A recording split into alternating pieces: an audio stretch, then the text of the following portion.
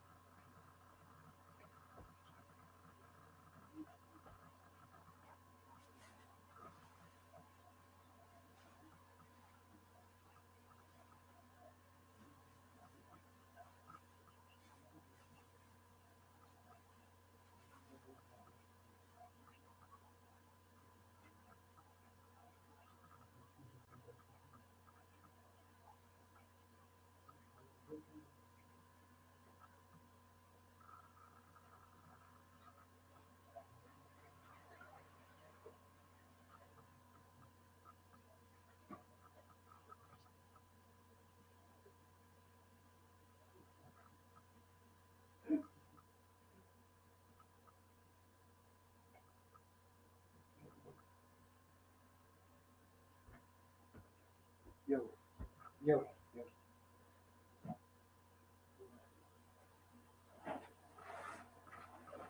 Понял, что? Понял, нет?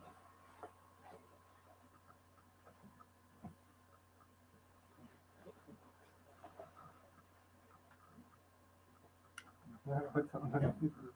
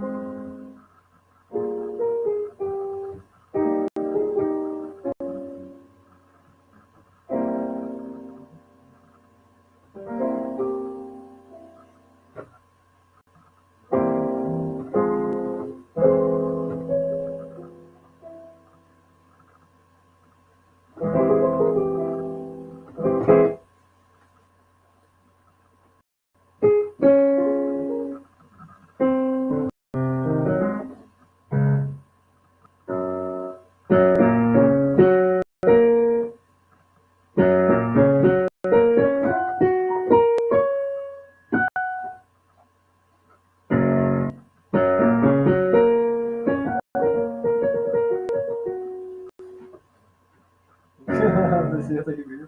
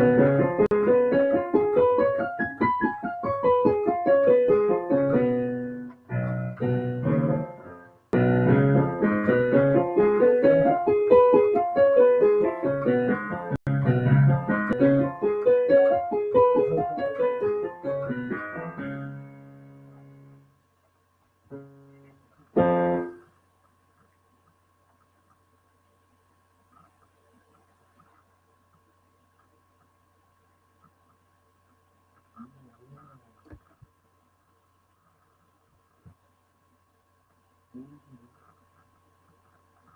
ну, потому что,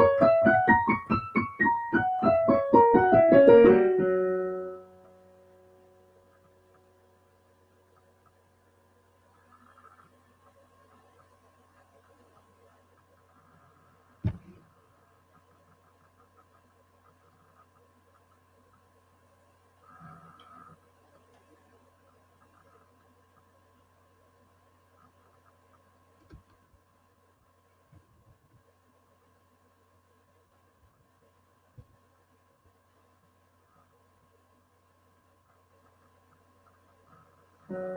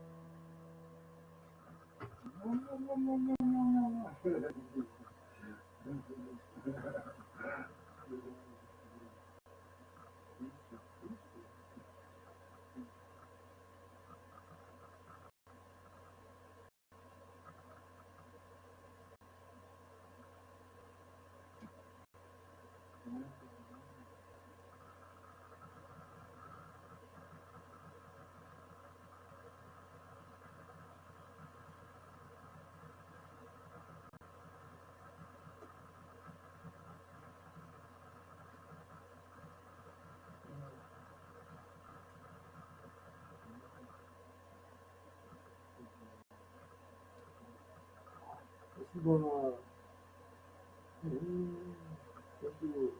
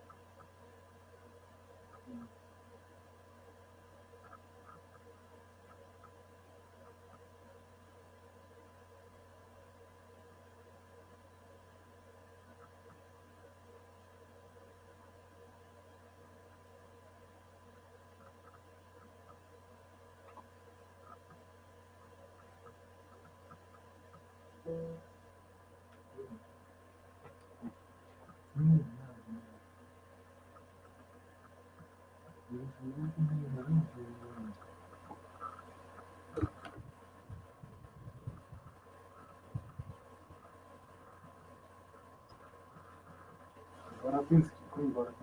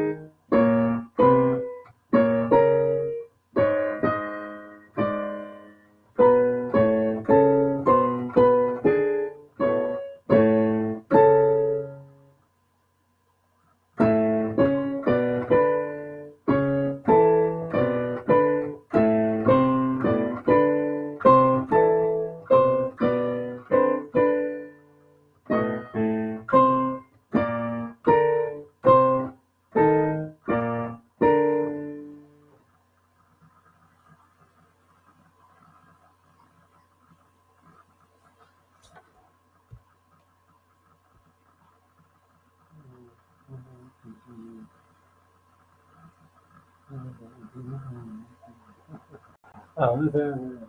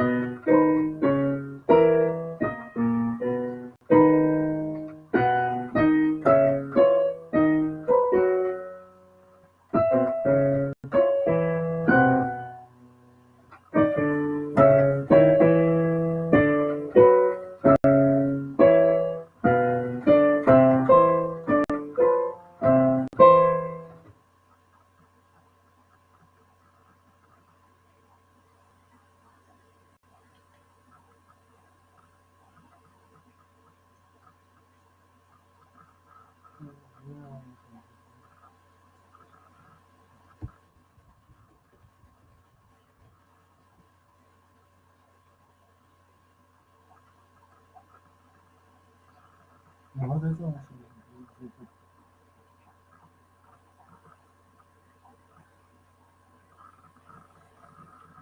Его вчера 11 часов.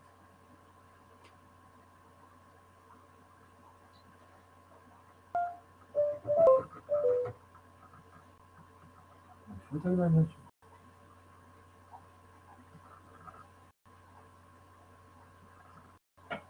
Спалишься.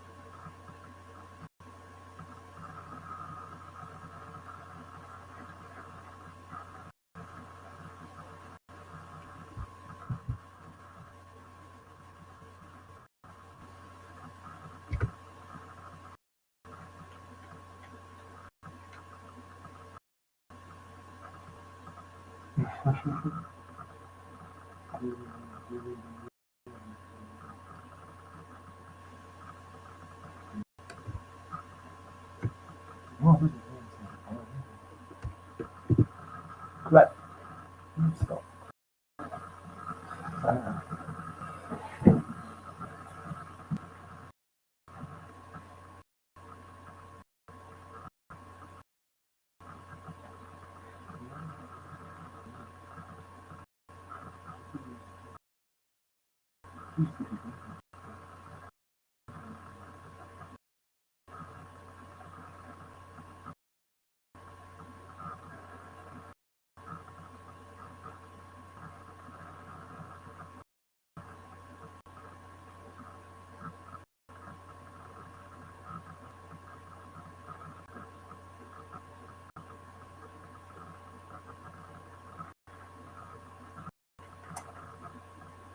Мгм.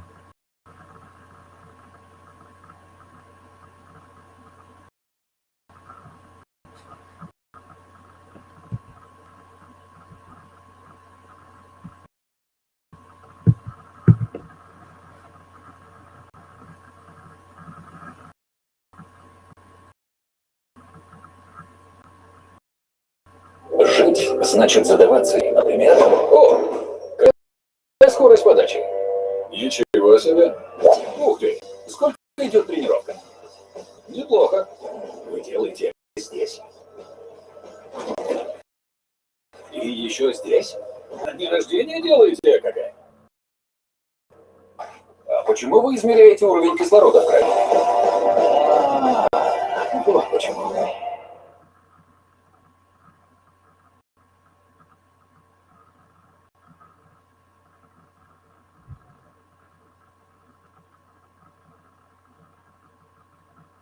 М.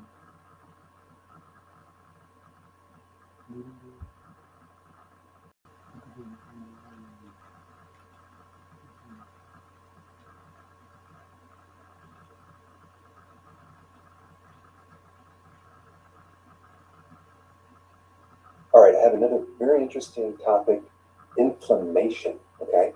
Now, inflammation is a normal healing repair process, but the problem is when your body has chronic inflammation, all destruction can occur. And also an infection against a virus or a bacteria or another pathogen, it's our own body's reaction to that pathogen that creates the damage. In other words, it's our own immune inflammatory condition that creates the collateral damage that we should be concerned about and understand thoroughly in order to counter all this damage.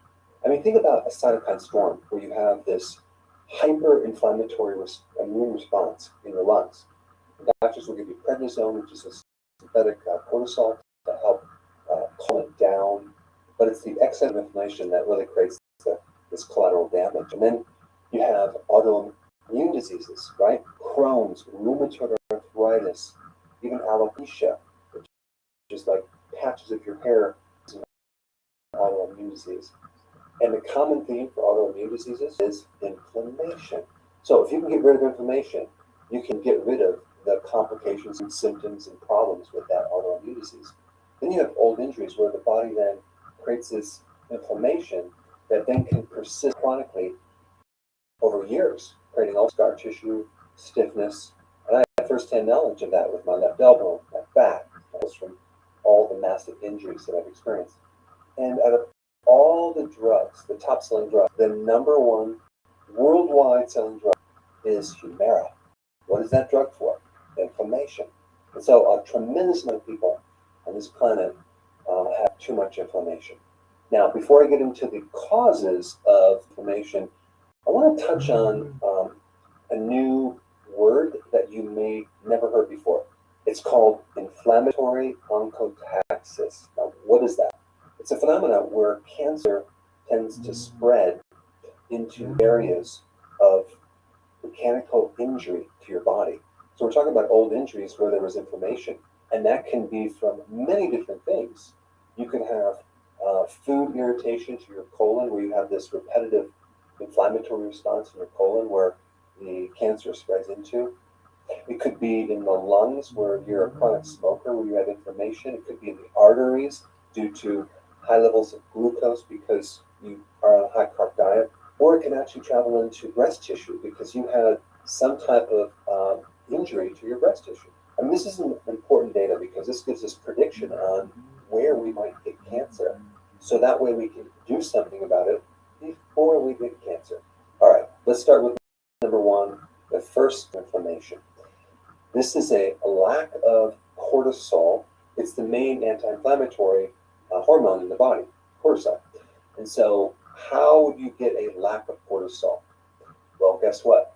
By having too much cortisol. Too much cortisol, just like too much insulin, creates cortisol resistance. And so you have the situation where you actually have a lot of cortisol flowing through your bloodstream because you're under a lot of stress, but it's not effective, it's not working. So if you look at a condition like Cushing's syndrome, where you have high levels of cortisol, all the symptoms really relate to a deficiency of cortisol. That is because the receptors become resistant when you have high levels of that hormone flowing through your bloodstream. Same thing happens with diabetes. With diabetes, high levels of insulin because the glucose is high, but it doesn't work. That's why the blood sugars start going high, because there's nothing there to push it down. Insulin is supposed to lower the blood sugar, but if it's ineffective, it's not going to do that. Any condition where you have an itis, whether it's bursitis, arthritis, this usually involves a lack of cortisol, because you have too much cortisol, and that's creating resistance. Too much cortisol is very toxic, just as too much insulin. So it's just one way your body tends to protect against cortisol, but in the process, it gives you a lot of other symptoms. Now, just so you know, the best thing for anything related to itis is vitamin D. I'm going to get to some of the remedies after I'm done with the causes, but what you should know is any condition where you have a need of prednisone or more cortisol because you have inflammation, you can substitute that with vitamin D. And at doses of 10,000 IUs, but probably 20 or 30 or even 40,000 IUs to create the effect, because vitamin D is the best anti-inflammatory. And it's not really even a vitamin, it's a hormone, which acts very similar to cortisol. All right, the next cause of inflammation is allergies, okay? So you have the obvious food allergies, like you're allergic to dairy. Now that could be casein, the protein in milk. And so if you eat dairy, it's going to create a constant inflammatory condition in your digestive system. What about gluten? That's the protein in wheat. How many people are allergic to gluten? Many, many people. And even if you don't have an allergy to gluten, you can have a gluten sensitivity. Or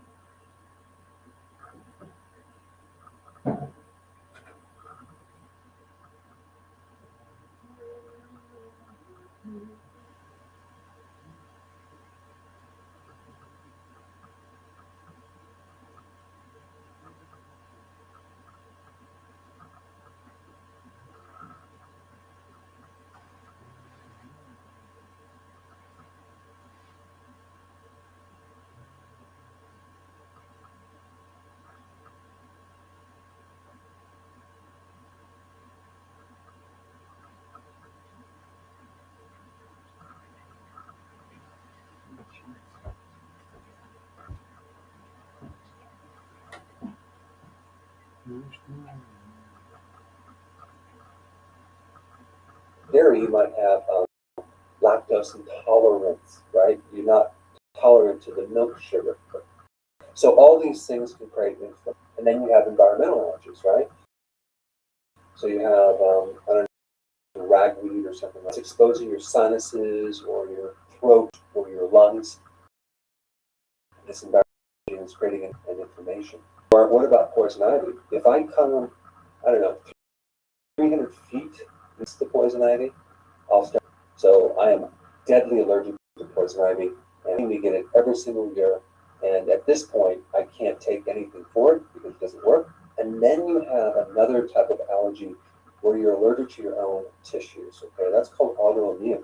And you might not look at it like an allergy, but it's really an allergy to your own tissues, where your immune system is attacking itself.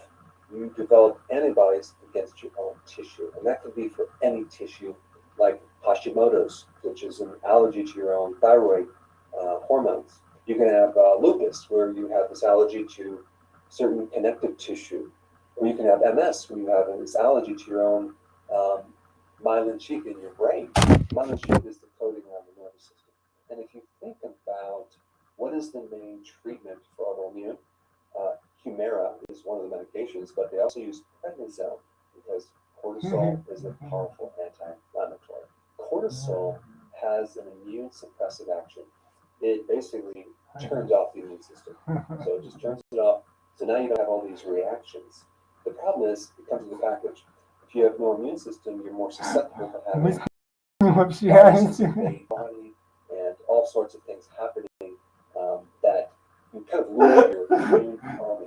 And in that process, without inflammation, without immune reactions, it can give you a whole series of additional problems. All right, number 3, let's talk about that. You have either acute infections or chronic infections. Now, it's pretty simple to understand. You're exposed to a virus or a bacteria, and then your immune system kicks in. You have this inflammatory reaction, and then it goes away. But what happens when you get chronic infections, where the virus goes into the body, and it goes into a dormant state, and it keeps coming out of remission, and then goes back into remission, like Epstein-Barr virus, like Lyme's disease. And there's many infections that lie waiting for the right opportunity to come out and kick you when you're down. So these latent viruses tend to come out during times of stress. And so stress is a trigger for this infection that then will create inflammation. And so this just tells us that we need to strengthen our immune system, and the way to protect ourselves and prevent these viruses from coming out is just to stay super healthy, and then you're protected. All right, number 4, gut inflammation. So whether someone has an ulcer or gastritis or irritable bowel syndrome or some autoimmune disease, there could be several causes of this inflammation in the gut. Mainly it's going to be foods, okay? Now that could be a food allergy. It could be just inflammatory foods, as in high omega-6 fatty acids, like soy oil, canola oil, cottonseed oil. These oils are so pervasive in our food supply, and you're going to be very susceptible to getting ulcers and inflammation in the gut. And even having a weak spot, cancer can actually go into that area. Now, what about constipation? Well, that's like auto-intoxication. You have this lack of flow of food being digested, and everything's getting backed up. So that can actually create some inflammation as well. And what about antibiotics? If you take antibiotics, you wipe out your friendly bacteria that's there to protect you and reduce inflammation. So if there's some way that you lose your flora in your gut, that can be the cause of why you have inflammation in your gut. In fact, when an inflammation exists, then it develops scar tissue in the colon, and it can affect your ability to absorb nutrients, and it can create leaky gut that then leads to more allergies and autoimmune diseases and a lot of other problems. So as a side note, for any type of gut inflammation going on, the best food actually is cabbage. Cabbage has unique things in it that are really good for inflammation, and cabbage seems to be easy to digest. It's like a fermented form like sauerkraut or like kimchi, things like that, or even like coleslaw or raw cabbage seems to be very, very beneficial for anyone with gastritis, with anyone with an ulcer, with anyone with inflammation in the gut. Another really good wheatgrass juice or wheatgrass juice powder, because the chlorophyll in there with other additional phytonutrients is very healing on the side of your skin internally, whether it's in the throat, stomach, the small intestine, or the large bowel. Goes in there, it tends to create an effect. And what's ironic is wheat has gluten, but not wheatgrass juice powder, okay, because they capture it before the seed exists, so there's no gluten. So it's very, very healing, but then if you eat wheat, it'll actually destroy the intestines. Another really good remedy for gut issues is zinc L-carnosine. Okay, just remember that, because that's a good remedy for ulcers gastritis. It's a good form of zinc that is very, very, very healing. The next cause of inflammation, which is probably the most common, is glucose or sugar. Yeah, glucose and sugar. And the other foods that turn into sugar, like refined carbohydrates. What it does is it raises glucose flowing through your bloodstream, and this very thin layer of cells, which is one cell layer thick in your arteries, becomes seriously damaged, and you get this inflammatory condition. And then the body heals with either a clot or plaquing, and a combination of cholesterol or protein or calcium. So you have this calcium buildup, and then you get heart problems and you get heart attacks and strokes. Other than that, you're perfectly fine. But when you lose the vascular supply and even the capillary supply to your eyes, you have eye damage, every different problem with the eye, like retinopathy, cataracts, macular degeneration. And if you lose capillary blood flow to the nerves, you get peripheral neuropathies, so you have this tingling and weird feeling in your feet. High glucose also creates inflammation in your kidney and in your brain. Other than that, it doesn't pretty much attack anything else. Well, actually it does, but I'm just being sarcastic. Now, when you have high levels of glucose, insulin goes up, and then remember we talked about cortisol being resistant, insulin becomes resistant. And when you have insulin resistance, your body pumps out more insulin, and you get more inflammation. So having the standard high-carb diet is just creating a constant state of inflammation in many different parts of the body. But it's not only glucose that causes insulin resistance. It is also frequent eating, as in snacking. Every time you eat, you trigger insulin. So if you're eating so-called healthy foods, but you're eating a lot of snacks through the day, you're also going to create the same situation. So you need to go on a low-carb diet. Definitely do intermittent fasting. Very, very important. We'll touch on that in a bit.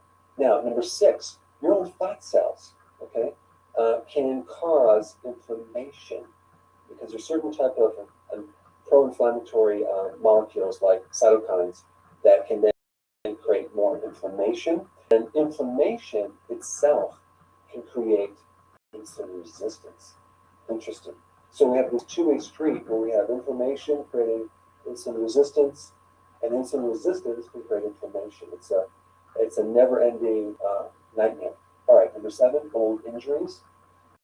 I've touched on that, but old injuries can put you in a state of inflammation chronically, and so it's very, very important, old injuries and the like arthritis, to not also consume a lot of high glucose or any glucose. You want to be on a low-carb diet to keep your inflammation at a minimum. And there's other things you want to do as well. But if you have arthritis and inflammation because of old injuries, and you're still consuming carbs, I don't care how much generic or vitamin D or remedies that you take, it's not going to really work. Sometimes I'll see people with really bad arthritis and they're just taking pills, they're taking fish oil, and they're thinking that's going to solve the problem, when in fact it's not going to even create a dent into the problem. And that is why I'm doing more of a comprehensive approach to this topic, because it's so important. Now the next problem is very interesting. Is where you have a problem in your bile ducts. The bile ducts are little tubes that connect from your liver to the gallbladder or small intestine. And if you have too much sludge in these little tubes, or you have a stone, like a gallstone, that can create a lot of inflammation, usually on the right side of your body. Suspect there could be something wrong with the gallbladder, or usually it's going to be in the bile duct, a little bit higher up, and you might have some sludge, not even a stone, but a thickened sludge caused because you don't have enough bile salts. I can't tell you how many times I've had patients come into my clinic practice with this problem. It's very, very common, yet not many people know about it. And they're getting all sorts of rehab treatments. They're taking thousands of vitamins, and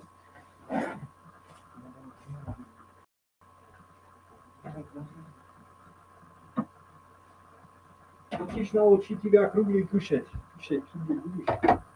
Каша вкусная, круглый.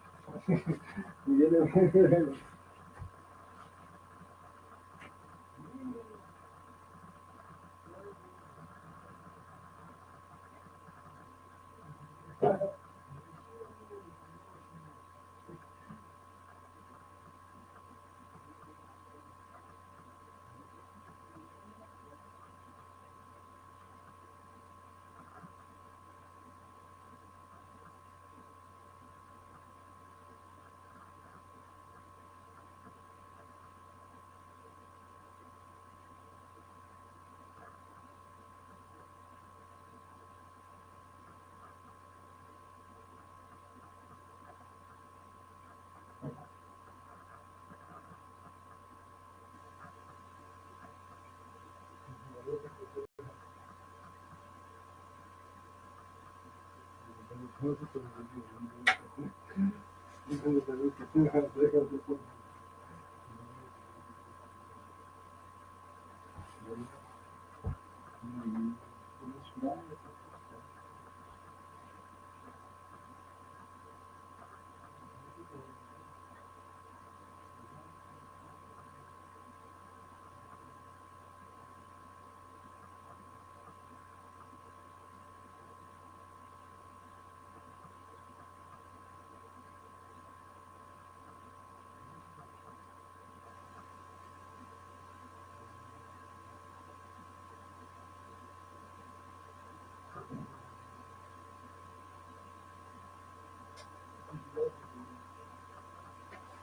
какая эта штучка. Понимаешь, какая прекрасность.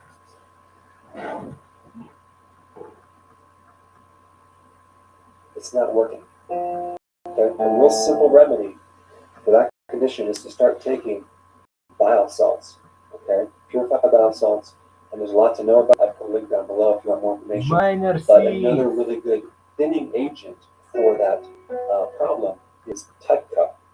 And you can buy it online and you take it on an empty stomach and it thins the bile, allows the flow of this sludge to go through, and magically all that pain goes away. All right, number 9, low vitamin D. Directly. I mean, vitamin D is a very powerful anti-inflammatory. If you're low in vitamin D, like the majority of the population is, you're more susceptible for inflammation and pain, okay? Especially in your lower back, but it could be anywhere, in your bones, in your joints, in your knees, in your neck. And so don't forget a vitamin D deficiency as one cause of inflammation. This is why vitamin D can help you prevent cancer. Why? Because it gets rid of inflammation. And if someone had cancer and they're in remission, the cancer can be reactivated by inflammation. Okay, so remember that, because you want to have a goal of just getting rid of inflammation everywhere in the body. That would be a very, very good survival goal. All right, number 10, high levels of omega-6 fatty acids and low levels of omega-3 fatty acids.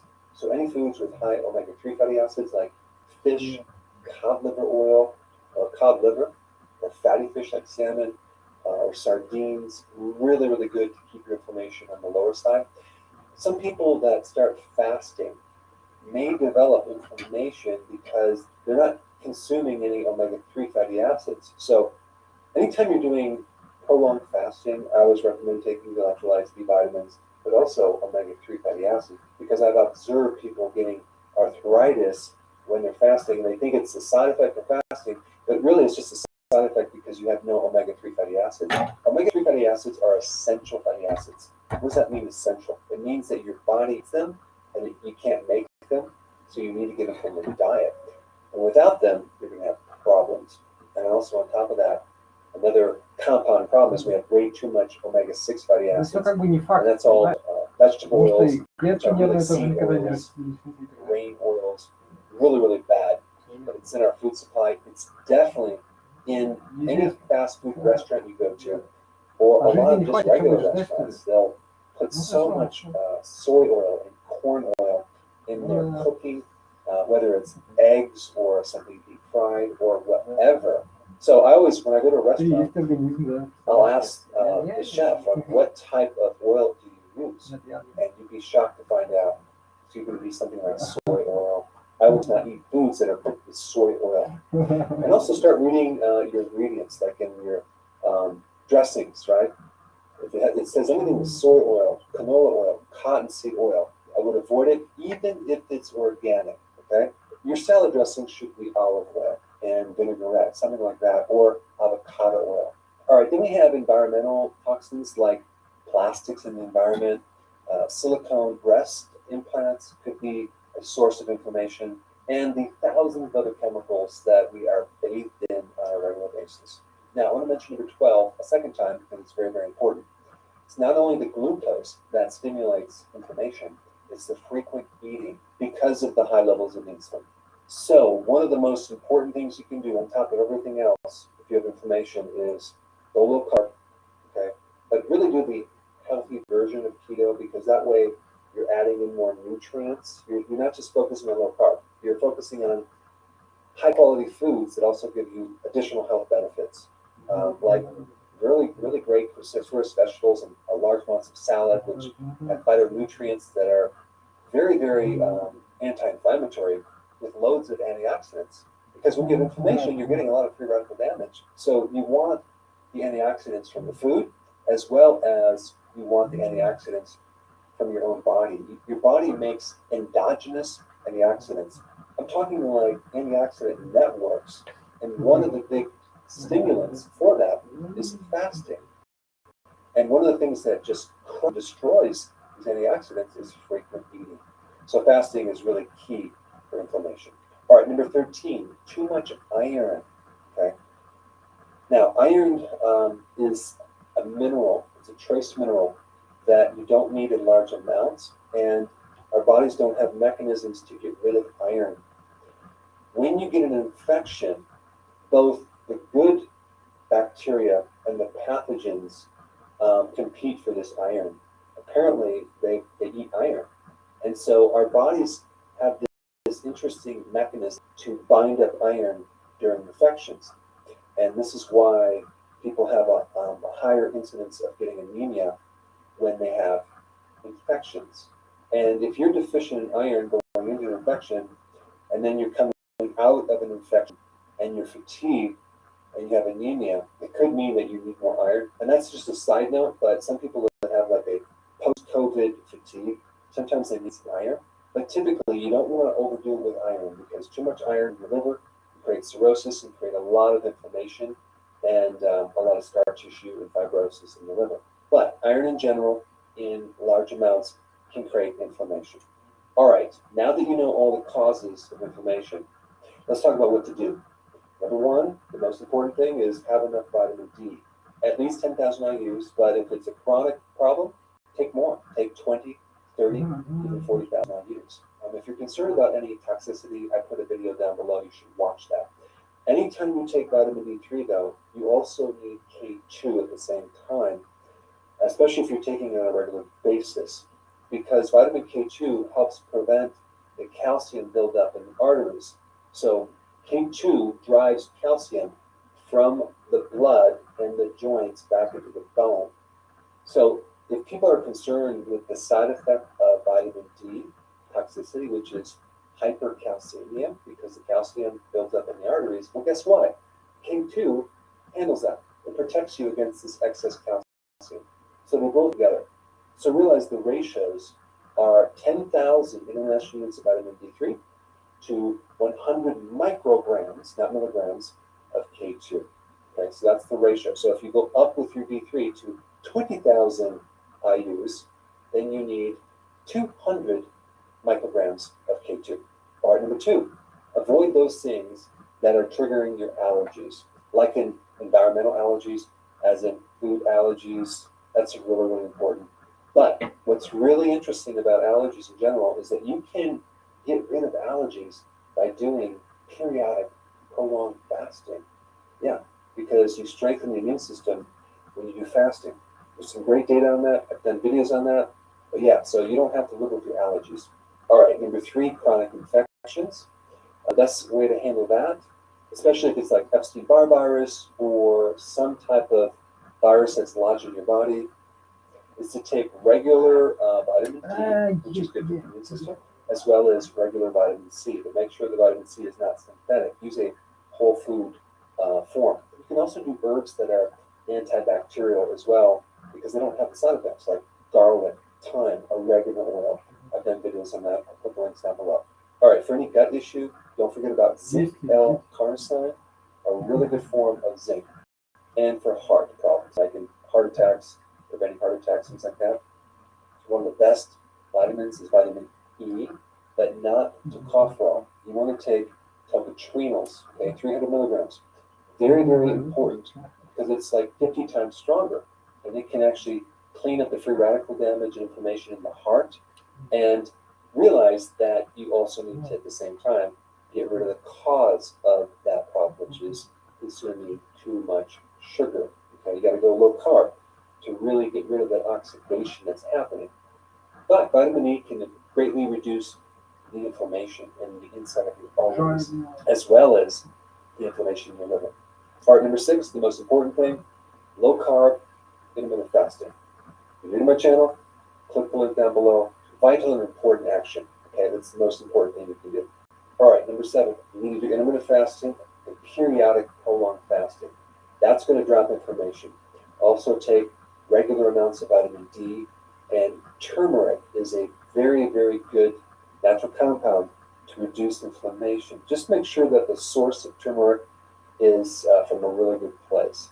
Recently, I found a farmer who grows the stuff in his greenhouse, and it's the best turmeric I've ever found. He dries it out, chops it up, and I buy it from him, and I actually chew it, and it is like explodes in your mouth, but it's a really good source. But there's a lot of herbal things you can take for inflammation, like stinging nettle root, another one of my favorites. All right, number 8, anytime you have right-sided inflammation or pain, don't forget purified bowel salts, or tugcut is a type of purified bowel salt that you can take. But then you need to work more on the gallbladder and, of course, your diet as well. All right, number 9, start increasing your omega-3 fatty acids, which I talked about, and decreasing your omega-6 fatty acids. And number 10, be careful with the iron. So I wouldn't recommend cooking in iron skillets. I wouldn't recommend taking these multivitamins, the real popular ones with a lot of iron in them. Not a good idea. In fact, I'm very hesitant taking any vitamins with added iron, unless it's in the right form. But you'd be shocked to find out some of the lead multivitamin minerals, you really just have this like iron ore, this elemental iron that is like not the right type for our bodies. And the other problem with iron is fortified in all the grain products. So in one video I did a while ago, is I showed people how you can take a magnet, okay, a strong magnet, and dump out like a box of cereal on a platform, take the magnet, and it picks up the cereal because of the added iron, the fortification of iron in those wheat products. But of course, if you've been watching my channel, you're not consuming grains, so you're totally safe. All right, so now that you have a superior level of understanding about inflammation, I'm going to show you a great technique on how to get rid of pain. Okay? Check it out, it's right here. Video I did a while ago is I showed people how you can take a magnet, okay, a strong magnet, and dump out like a box of cereal on a platform, take the magnet, and it picks up the cereal because of the added iron, the fortification of iron in those wheat products.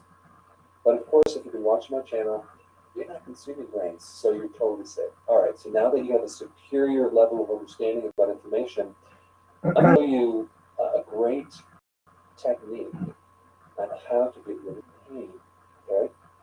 Check it out, it's right here.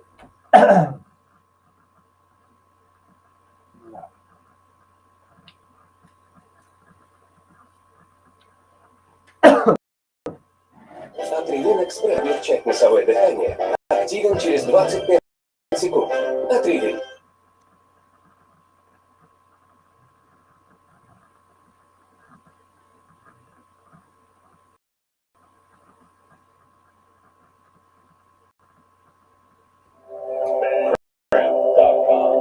Welcome to MedCram video.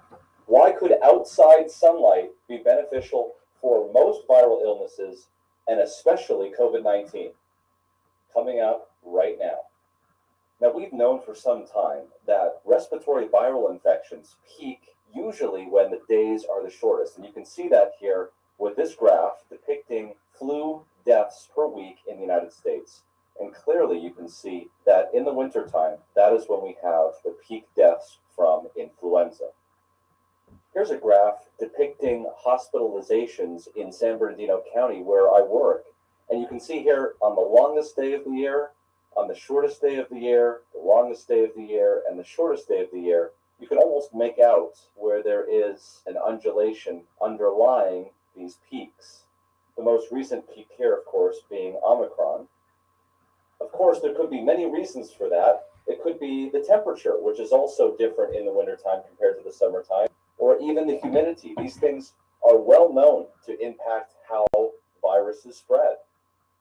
However, in this paper that was published in Nature, titled Autumn COVID-19 Surge Dates in Europe Correlated to Latitudes, not to temperature or humidity, pointing to vitamin D as a contributing factor. And what they showed here very elegantly is that if you look at the inflation date, or the date that that country experienced its surge, there was no correlation with temperature, and there was no correlation at all with humidity, but rather the higher in latitude the country was, the earlier the surge date, and the lower in latitude, that means closer to the equator, the country was, the later the surge date. And essentially what this means is that when the days started to get shorter earlier in the more northern latitudes, that's when we started to see higher surges in COVID-19. There was also this data that we talked about very early on in the pandemic that showed that as vitamin D levels, as measured in the serum, started to drop below 50 nanograms per milliliter, there was an increase in actual SARS-CoV-2 positivity rates. And this relationship held up regardless of age or gender or race.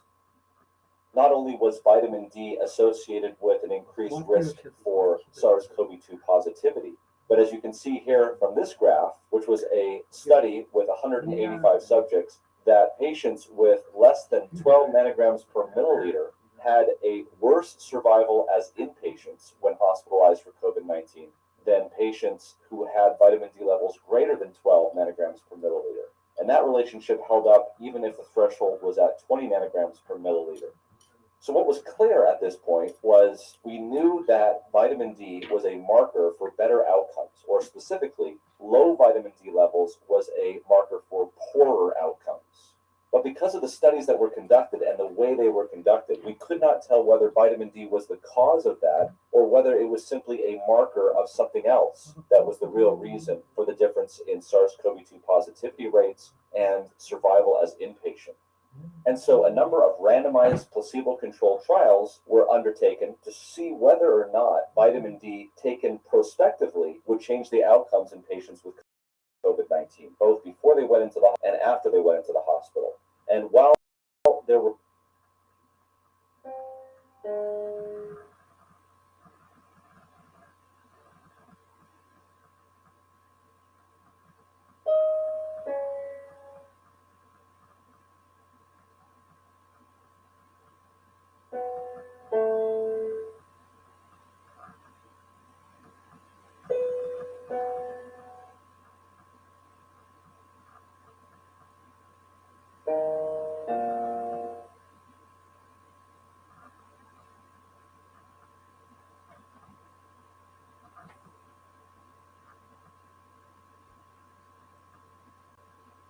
some studies that were positive in some respects. There were also studies like this one that had no impact on the outcomes of severe COVID-19 in hospitalized patients. If you'd like to see more information about vitamin D and COVID, please watch our COVID-19 and vitamin D update. But in order to understand why sunshine might be beneficial in COVID-19, you have to be able to understand the energy that's coming from the sun in the first place. Слушай, давай сфотографируемся. Фотографию выложу, я тебя использовал. Добрый день, я Алексей Пивоваров. YouTube сильно поменял журналистику. Согласен. Платформы. This graph represents the coming from the sun. And as you can see here, 39% of the energy that comes from the sun, we can see in the form of visible light.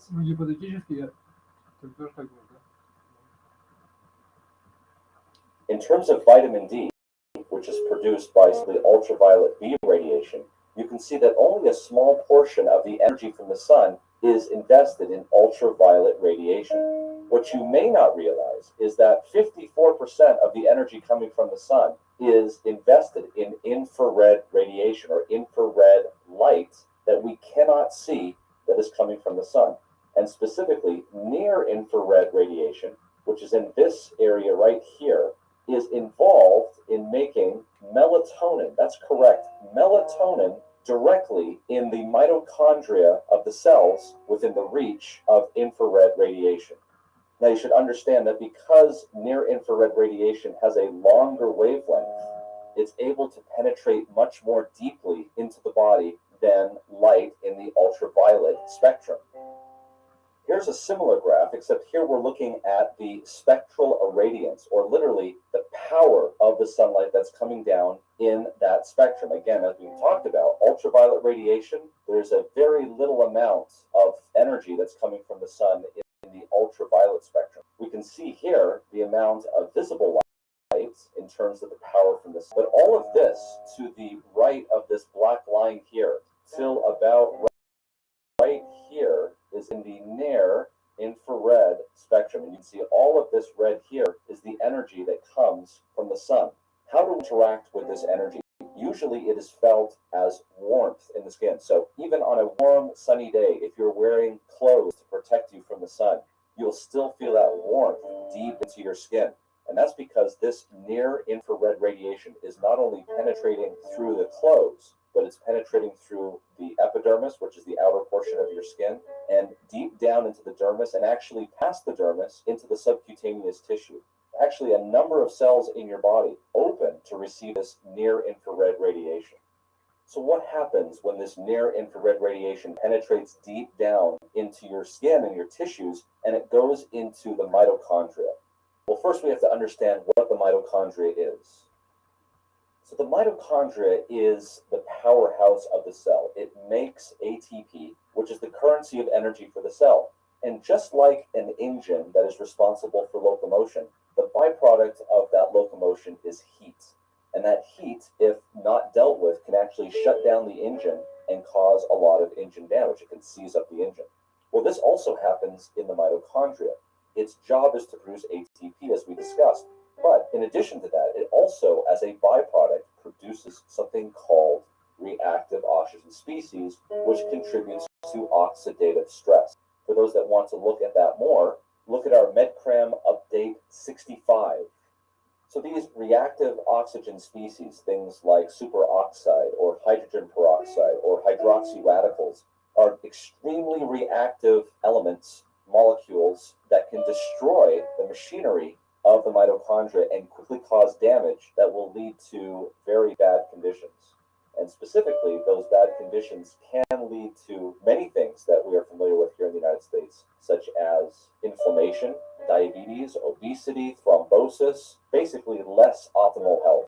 The good news is that our body has a way of taking care of those hydroxy radicals and reactive oxygen species. Just like an engine has a cooling system to take care of the heat to make sure that it doesn't shut down the engine, the mitochondria also have its own cooling system. It's called an antioxidant system. And the main antioxidant system of the mitochondria is melatonin. It has a way of dealing with it in both night and day. During the night, when the human body is not active, the brain secretes melatonin through the pineal gland. Melatonin then goes throughout the vasculature, going into the cells, and the mitochondria actively take up this melatonin. The melatonin mops up these hydroxy radicals, protecting the machinery of the mitochondria at night. But there's a much different way of dealing with this, a much more direct way. During the day, sunlight, and specifically near-infrared radiation from the sun, can penetrate deep down into the body and specifically is activating something called cytochrome C oxidase, which is part of the electron transport chain in the mitochondria, which is where that machinery is. And this stimulates the production of a number of things, including melatonin, which is twice as effective as vitamin E is in terms of antioxidant, and actually itself upregulates glutathione peroxidase, which is one of the antioxidants involved in the antioxidant system. This along with catalase and a number of other antioxidant systems. So that melatonin, which is the king of antioxidant systems, is directly upregulated right in the spot where it's needed to take care of oxidative stress. So what does this have to do with COVID-19 in the first place? Well, remember that angiotensin 2, which is a pro-oxidant, is converted into angiotensin 1,7, which is an antioxidant. And this happens in the cells. The pro-oxidant, angiotensin 2, increases blood pressure, whereas angiotensin 1,7 can reduce blood pressure and is actually relaxing the vasculature. Well, the enzyme that does this is ACE2. Yes, this is the same ACE2 that is the receptor for the spike protein. And so if you have angiotensin 2, which is a pro-oxidant, that is going to increase the amount of reactive oxygen species in the cell, which is not good. Whereas angiotensin 1,7 is going to decrease the amount of reactive oxygen species in the cell. So the problem is that when you get an infection with SARS-CoV-2, it knocks out the ACE2 enzyme because of the spike protein binding to it. And so as a result of that, you have an increase in angiotensin 2 and a decrease in angiotensin 1,7.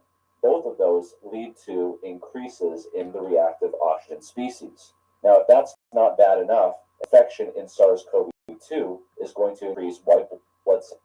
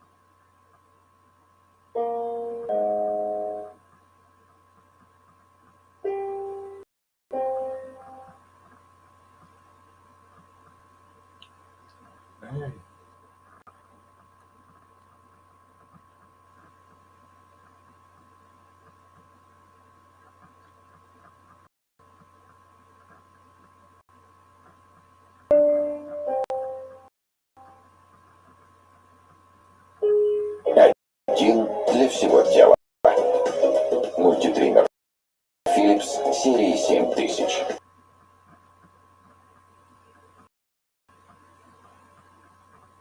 I can teach you music 150 times faster than traditional method. I can teach you a which is. So I get this question a lot: how much vitamin D should we be taking on a daily basis? Well, I think we should probably go to the experts, right?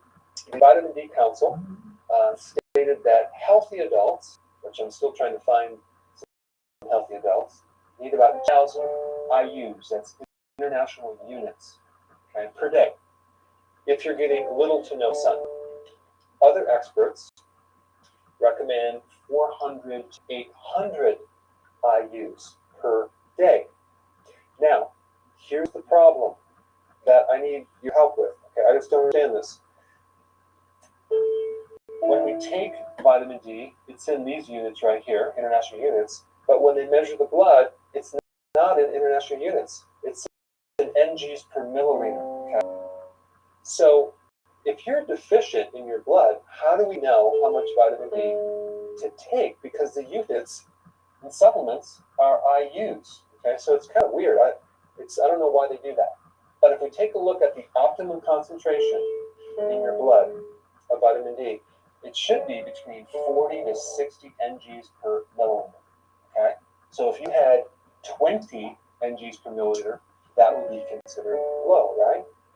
Well, let's convert 20 mg per milliliter to international units per milliliter. It would be 0.8. Pretty small. But the question is, how much blood do we have? This is per milliliter, not all of your blood. So we have about 5 liters of blood. from the average sized person.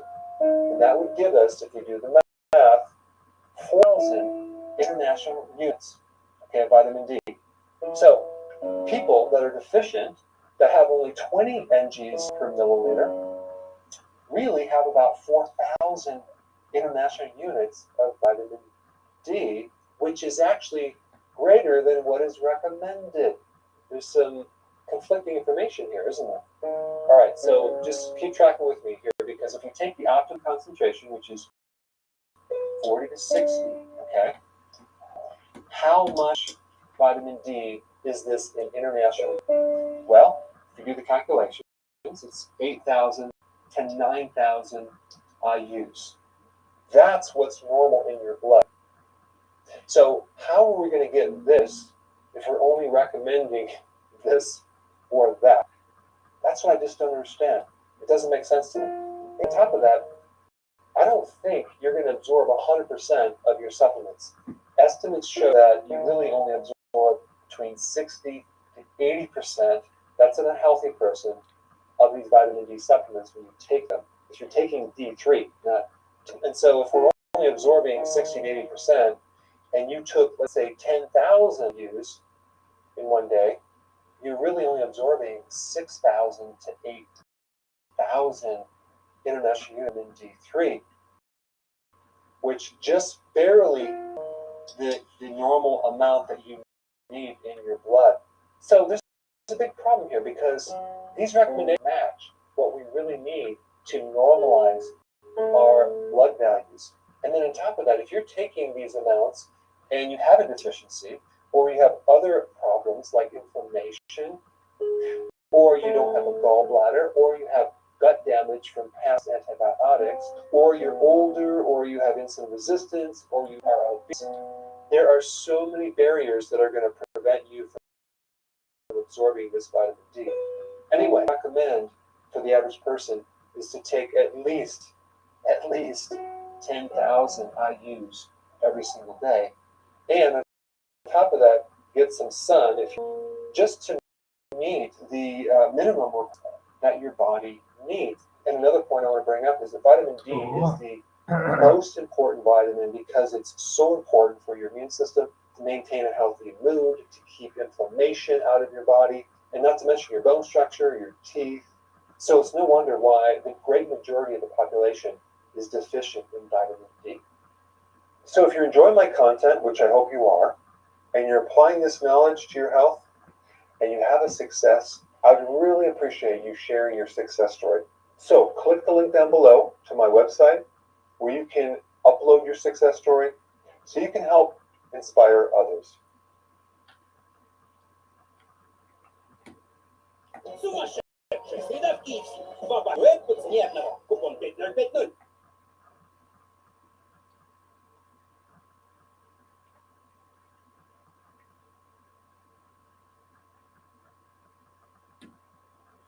Well, a warm welcome to this talk.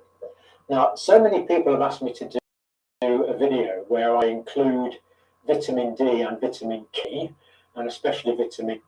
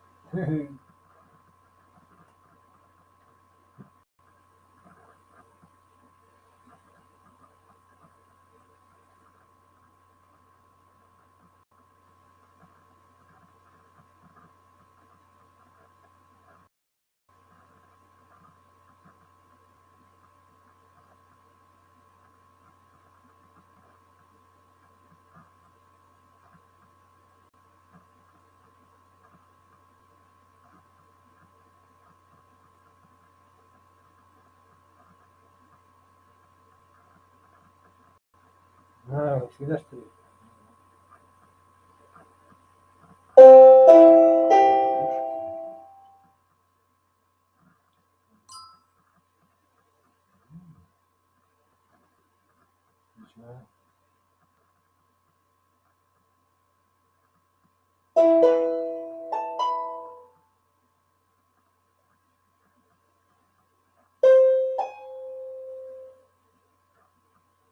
Отлично.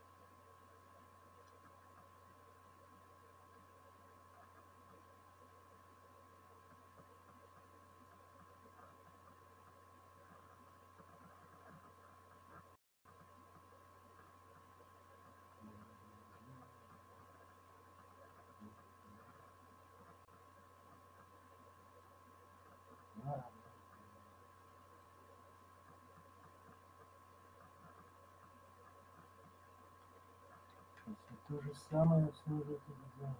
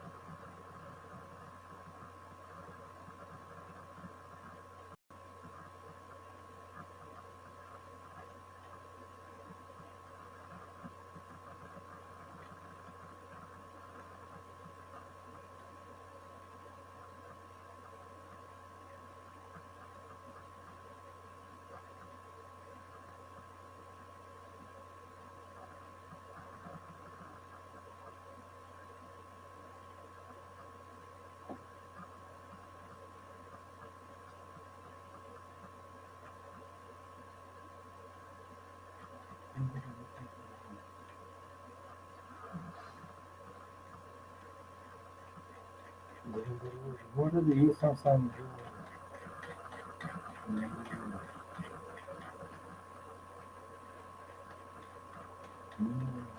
Народ живет. Народ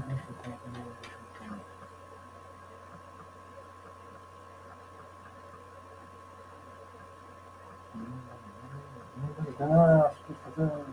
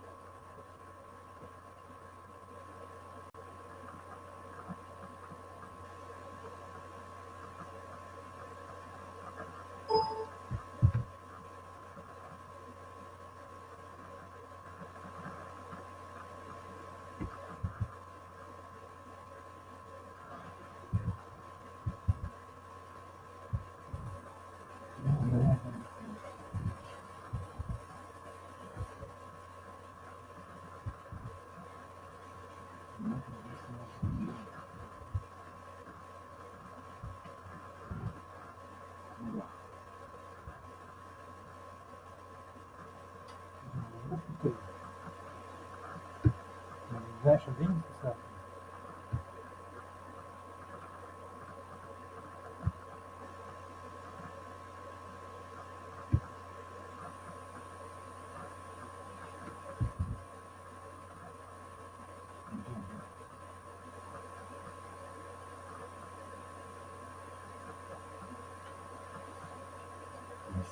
Глупость.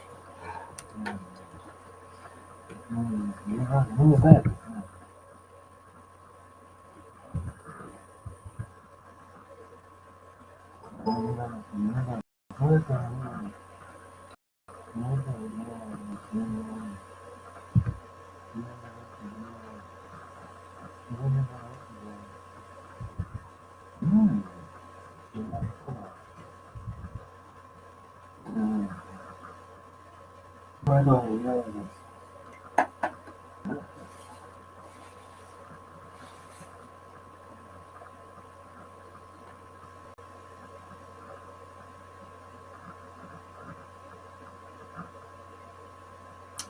Антистресс.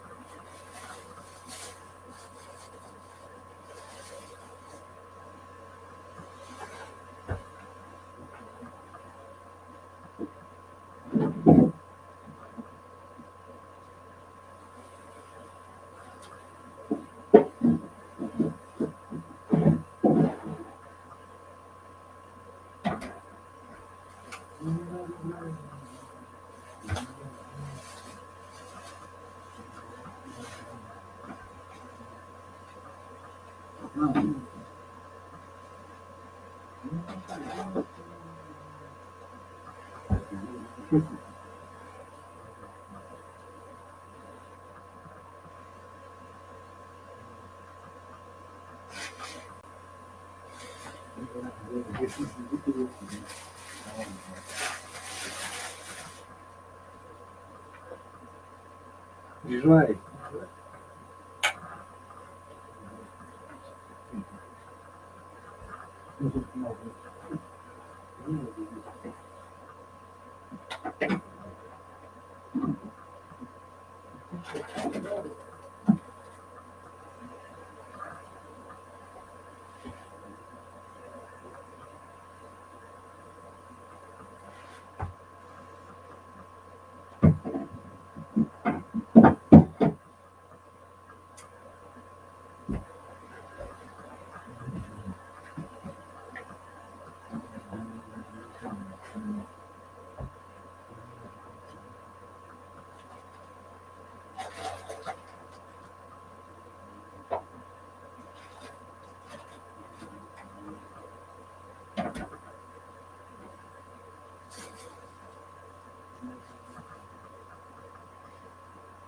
Все отлично.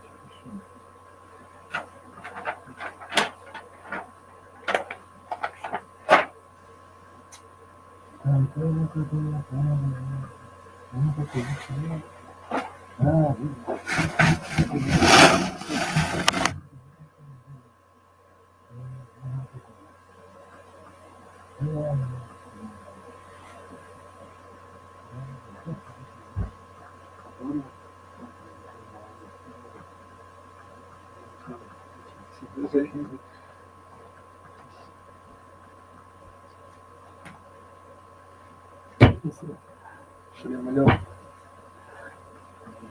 Слушай, вечера, песенка, печенька.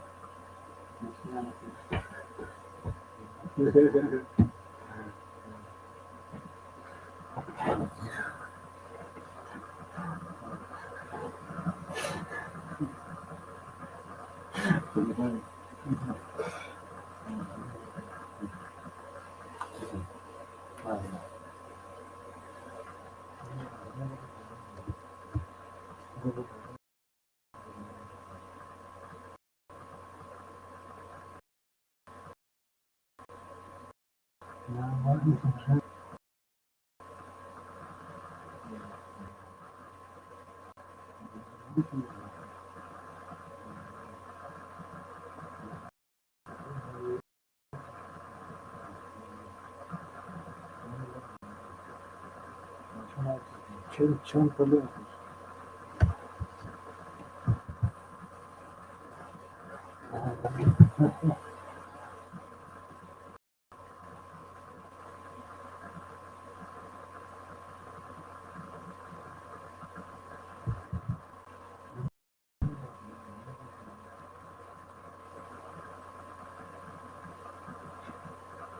Когда мы знаешь, что там. Вот видите.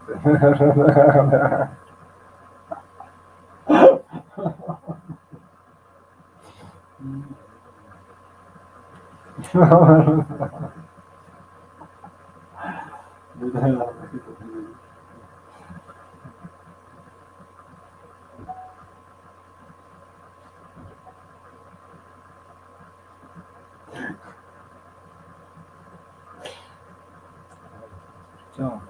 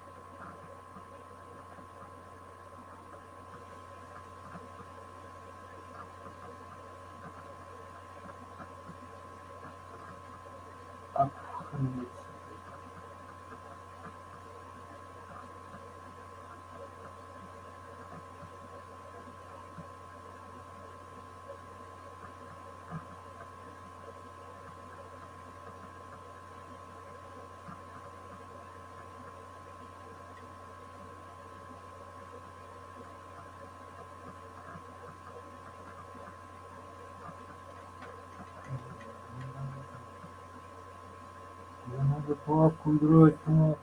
Нормально.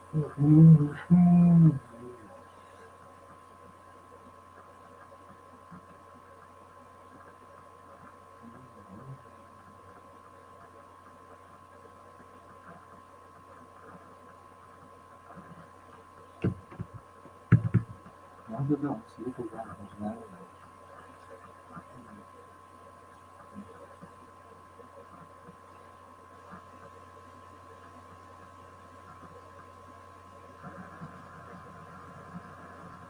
Нет,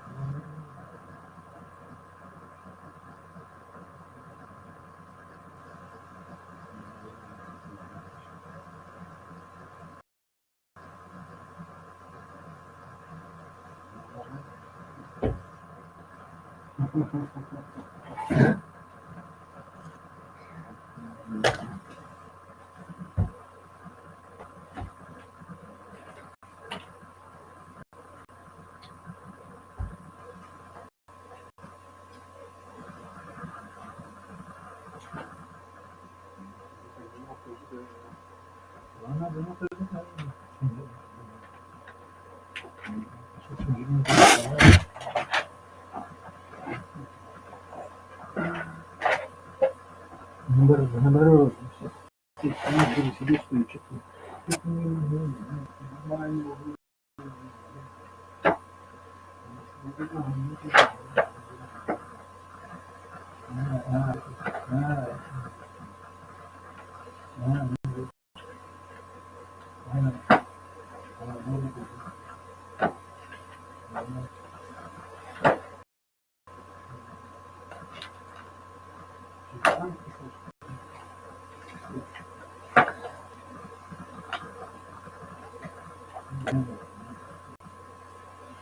Да.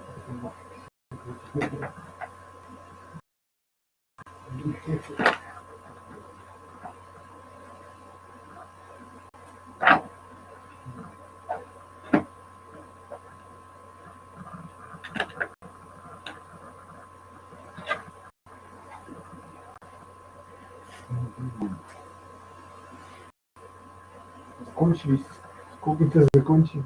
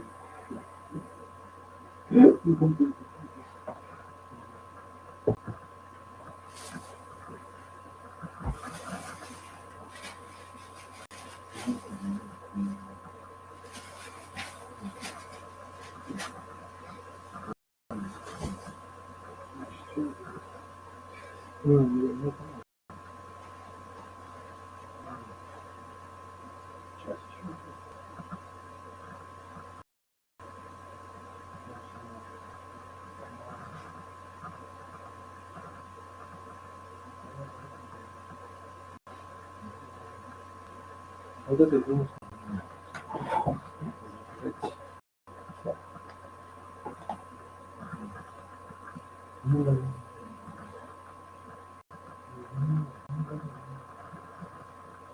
Вот это вот что-то.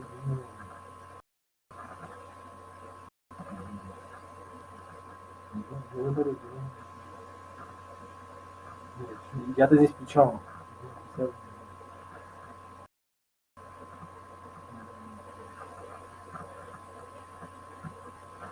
Да, ну и что?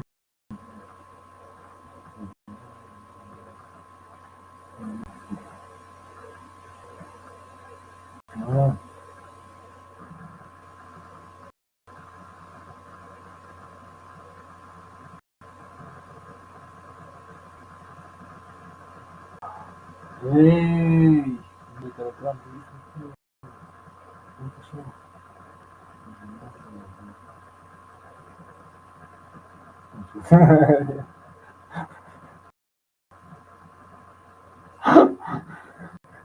Нет. Ладно.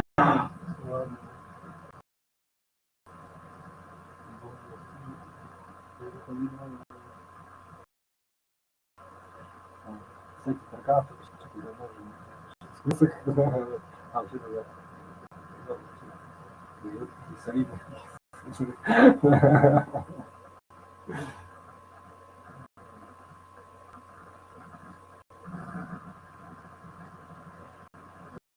Да, ну даже, значит,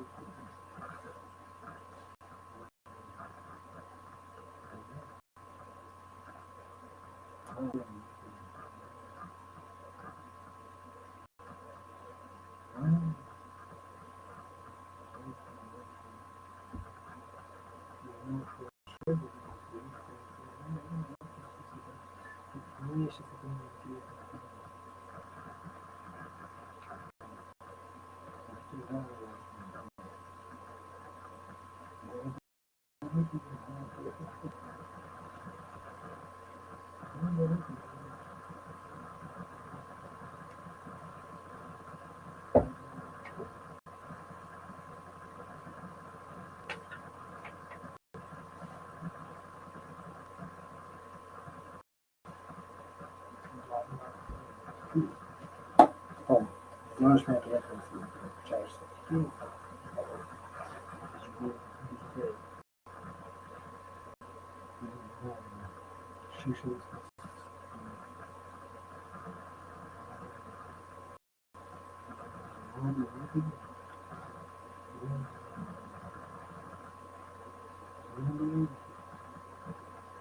Не знаешь,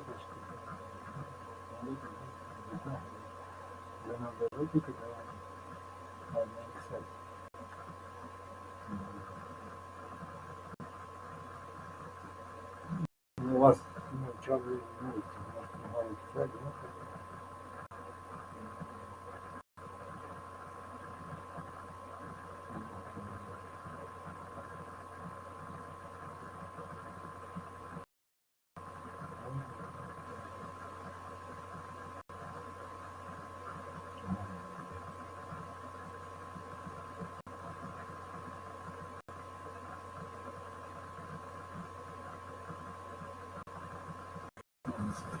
я не знаю.